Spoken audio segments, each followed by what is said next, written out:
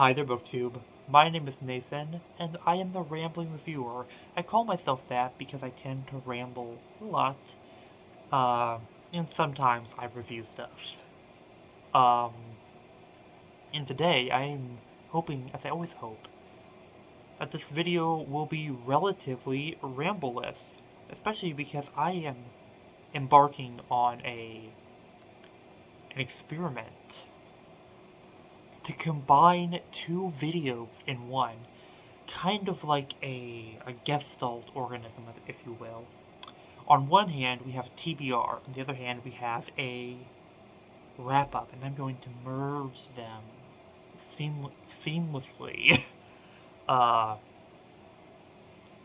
so that you won't even notice. There won't be a drastic division between the two, no.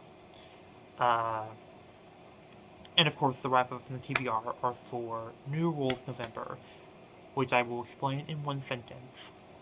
New Rules November is a event hosted by Scott and Becky and a bunch of other co-hosts, including me, where we read short-form science fiction. There. I'm gonna keep it at that because I always go overboard with the explanations. But for our wrap-up, I will be talking about what I read last week for the second week of New Rules November, where we read Extra-Terrestrial science fiction, anything set on another world, or planet, or asteroid, or whatever. And I cheated a little bit um, by reading into today also, to finish the one long thing I read. But besides that, I was totally good. I was totally kosher. Anyway, so I'm just going to jump right in. The first thing I want to talk about that I read, I finished again today, was Noise by Hal Clement, which is the only thing here that I don't actually have anymore because I've already returned it to the library where I got it from. It was the only Hal Clement book they had there. And technically, again, also, I actually broke kosher twice. Uh, Hal Clement's Noise was 252 pages, which goes beyond our 250 page limit. I apologize, Scott and Becky, and all my other co-hosts, I'm so sorry. So yes, this is also technically a video for Howl for the Holidays. Anyways though, it follows a historiolinguist who is going to another world, to study the language in that world. And this world is the water world, where centuries prior, a bunch of people immigrated there essentially, and they're all of Polynesian descent. And what ensues is nautical maritime adventures on another world essentially. And I'll be honest, I didn't love it, unfortunately. I think it did well what it set out to do, but it had a very small scope and not much wow factor for me at least. And I wasn't super interested in this is bad for a hard sci-fi novel, I know, but I'm not as interested in exposition surrounding scientific minutia, basically. I don't particularly care, for instance, why or how a spaceship works, or the details about the climate, or anything like that, or chemicals or physics or whatever. I do, however, care deeply about socio-cultural aspects. That fascinates me. That's why I love Corpus Smith so much. And I did like those aspects in the story, but the digressions in the exposition about the hard, natural, physical, scientific stuff and the engineering stuff didn't interest me that much. And on top of that, we had another level of maritime stuff, which I also am not deeply interested in, even though my favorite book is Moby Dick. Figure that out for yourself.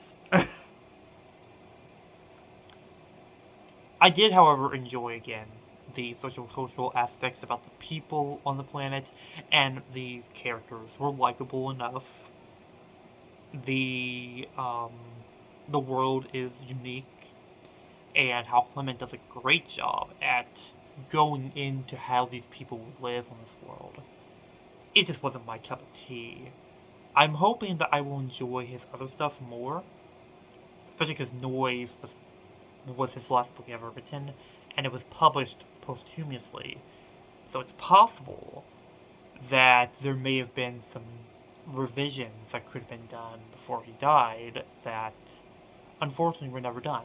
I'm not sure about that. I did a bit of research, but I wasn't really able to find anything about the book itself online, save for like Goodreads reviews and stuff like that. So if I had to rate it, I'd probably give it about a 3 out of 5. I am happy that I read it. I really am. It just wasn't, I guess, what interests me when I read science fiction. But again, I'm hoping that, you can't even see them because they're blocked, but hoping that some of these will interest me a little bit more. Alright. I also read 4 stories out of this volume. The Best of Cordelia Smith. This is a Ballantine book, and it's edited by J.J. Pierce. I was about to say Lester Del Rey, but I knew it wasn't Lester. The 4 stories that I read in here were Mother Hittle's Little Kittens. It's not kittens, it's kittens. Alpha Ruffle Boulevard, The Ballad of Lost Camel, and A Planet Named Sheol. And I'm going to sum it up by saying that I love Cordelia Smith. He writes in a very fairy tale, mythological tone, but his stories have a wonder to them, but also an underlying darkness, and a lot of them have kind of a moral element that I really enjoy. They play around with religion a lot, and literary references and different literary styles. And I'm going to keep it at that, because I actually want to do a full video on the 4 stories I read. And then in the future, I'm planning on rereading all of his stories. Everything in here, but everything else he wrote also. And doing more in-depth videos on my thoughts about Cordelia Smith, because I really, really like this author from what I've read so far.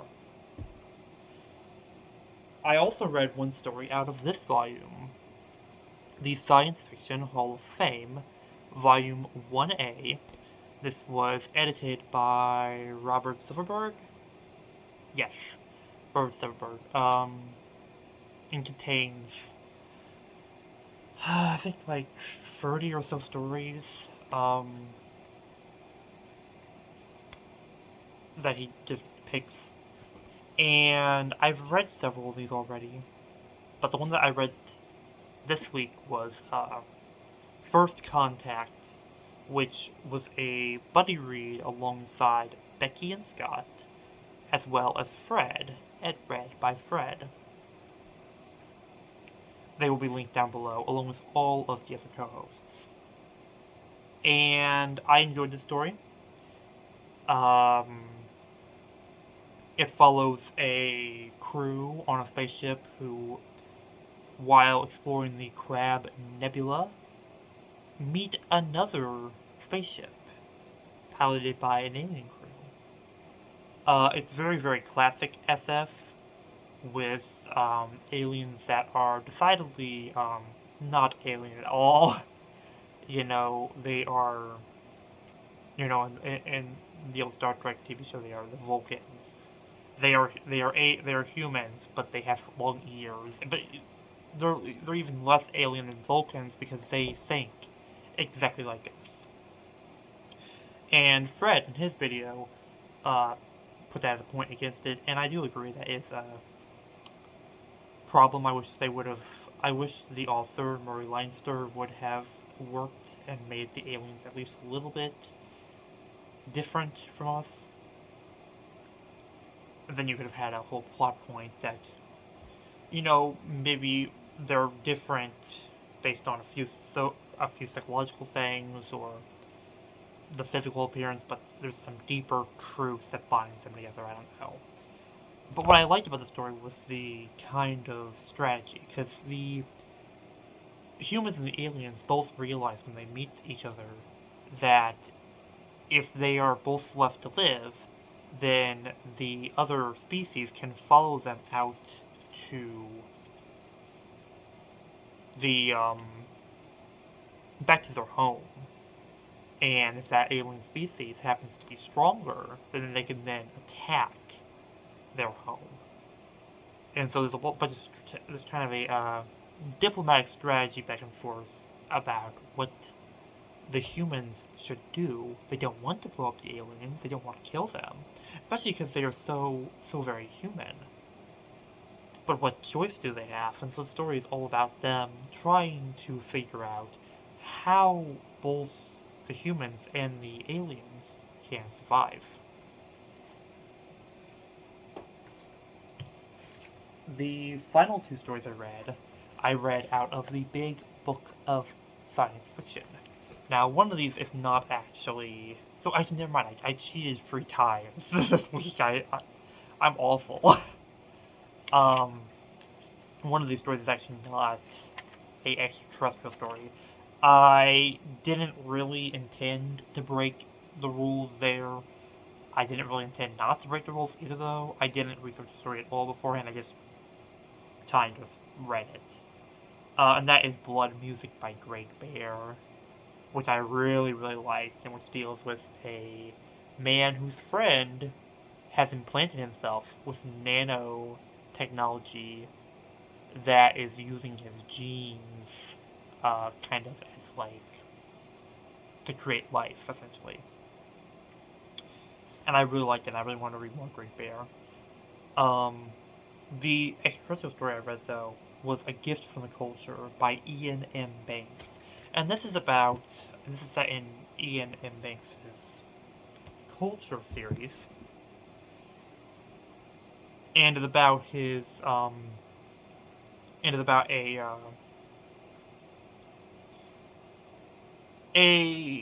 individual, say, a man who was originally a woman, who's human but was originally an alien,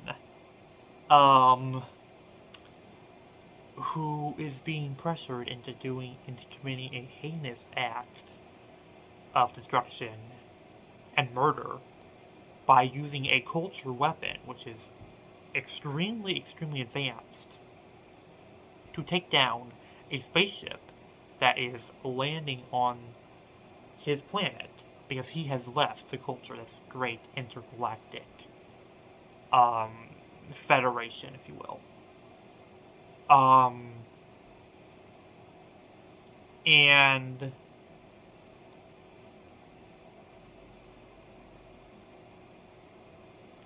him using that gun to essentially kill the returning ambassador of this planet. And I don't want to give any more of it away, because so much of the story is based around this character trying to get out of doing this. And I really enjoyed this story. The ideas were very strange, and the Ian M. Banks definitely put a lot of effort into building up the society, giving you little hints of what the wider culture is like. Part of the cool, interesting part is the fact that the main character left the culture because it was all kind of sterile. There were,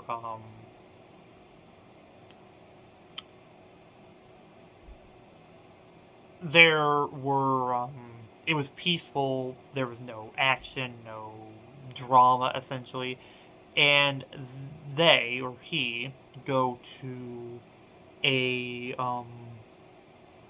planet that's not part of the culture, because the culture doesn't invade this planet. They let it be, they let it have its own laws, but because it has its own laws, it is in fact lawless. It is a horrible planet where there is death, murder, all kinds of crime, and assassination. But through the main character's past and through their knowledge of the culture, you get peeks at the wider culture, which were utterly fascinating, and I really want to read more of the culture series. Hoping in the future to pick up the first book, Consider Phlebas. Alright, that is my wrap up. And I'm at 16 minutes, so I'm hoping I can get this done in, let's say, 20 minutes. So, that's probably doable because I only have 3 things to show you. I am aiming low this time. The first thing I want to read for New World November week 3 is I want to read all of the stories in this volume that I have not already read. So out of this volume, Hall of Science Fiction Hall of Fame, Volume 1, I've read A Martian Odyssey, Twilight, Helen O'Loy. Actually, I'm pretty sorry because I didn't say the authors. Martian Odyssey by Stanley G. Weinbaum, Twilight by John W. Campbell, Helen O'Loy by Lester Del Rey, The Roads Must Roll by Robert A. Heinlein, Microcosmic God by Theodore Sturgeon, First Contact by Murray Leinster, Scanners Live in Vain by Cordwainer Smith, The 9 Billion Names of God by Arthur C. Clarke, and The Cold Equations by Tom Godwin. And so I'm wanting to read Nightfall by Isaac Asimov, The Weapon Shop by A.E. Van Vogt, Mimsy Wore the Borogoves by Louis Paget, Huddling Place by Clifford D. Simak, That Only a Mother by Judith Merrill, Mars is Heaven by Ray Bradbury, The Little Black Bag by C.M. Cornbluth, Born of Man and Woman by Richard Matheson, Coming Attraction by Fritz Leiber, The Quest for St. Augustine by Anthony Boucher, Surface Tension by James Blish, It's a Good Life by Jerome Bixby, Fondly Fahrenheit by Alfred Bester, The Country of the Kind by Damon Knight, Flowers for Algernon by Daniel Case, and A Rose for Ecclesiastes by Roger Zelazny. And a lot of these are extremely famous stories I really should have read by now. Probably most shockingly is Nightfall by Isaac Asimov, but either way, I will be very excited to dig in and read all these stories that I have not read yet. And one story that I will actually reread one of these stories. I will be rereading Scanners Live in Vain by Cordwainer Smith. Reason being is that when I first read it, I don't think I appreciated it as much as I will now, having read more of his work and having gotten to appreciate his style. So I'm going to go back and reread that one. It was the very first Cordwainer Smith that I ever read that didn't do it for me at the time, but that I expect will do it for me now. And speaking of Clifford D. Simak, I also will be reading, for my longer work, All Flesh is Grass, which is another instance of me breaking kosher, because it is 254 pages long. I told in my tentative TBR video that I was planning on reading this before I bothered to check how long it was. And I know that if I don't read this, then it will make Sean D. Standfast, who absolutely adores Clifford D. Simak, very sad. And I don't want to do that. That would be rude. That would be very, very rude. So, I'm going to read All Flesh is Grass. And I actually really like the cover with the kind of the alien flora. Alright. Now, I actually said I only had three things to show you, but I actually do have one more. I will also be reading one story out of this. I will be reading Desertion, also by Clifford E. Simek. I believe that's all the Clifford E. Simek that I have access to. One second.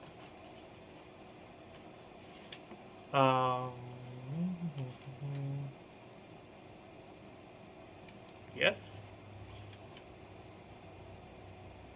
Yeah, that's all the Clifford E. Simek I have access to at the moment. So, that will be me reading all the Clifford E. Simek that I have in the household at the moment. Presumably before I fall in love with him and buy everything by him. Or at least Sean hopes. Now, the last thing I want to bring up, I will be reading, is Princess of Mars by Edgar Rice Burroughs, which really you can't get much more classic than that, save for Verne, Wells, Mary Shelley, Voltaire. So actually you can get much more classic, but in the scope of like classic science fiction as kind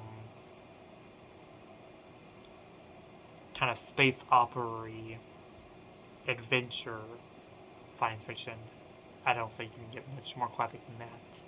And this will be a first time reading Edgar Rice Burroughs, and this copy belonged to my father, and I've been meaning to read it.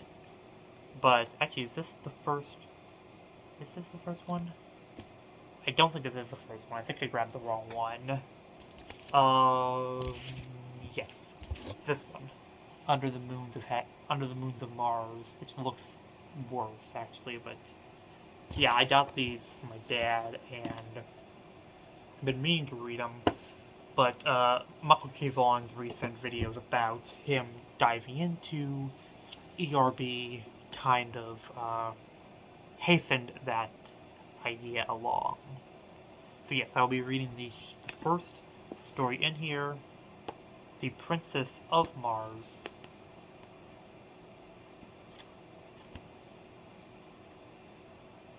Yeah, I keep looking at this. I think this is Princess of Mars. It has three different stories. I was confused because the page headings at the top were only saying the name of the book itself. But yes, the first one in here is Princess of Mars. So, I'm getting distracted, and this 20-minute long video went to 23 minutes, but that's still relatively good, because I could very easily have talked about each of these things for 15 minutes at least, so I'm going to put this up as a win. Either way, thank you for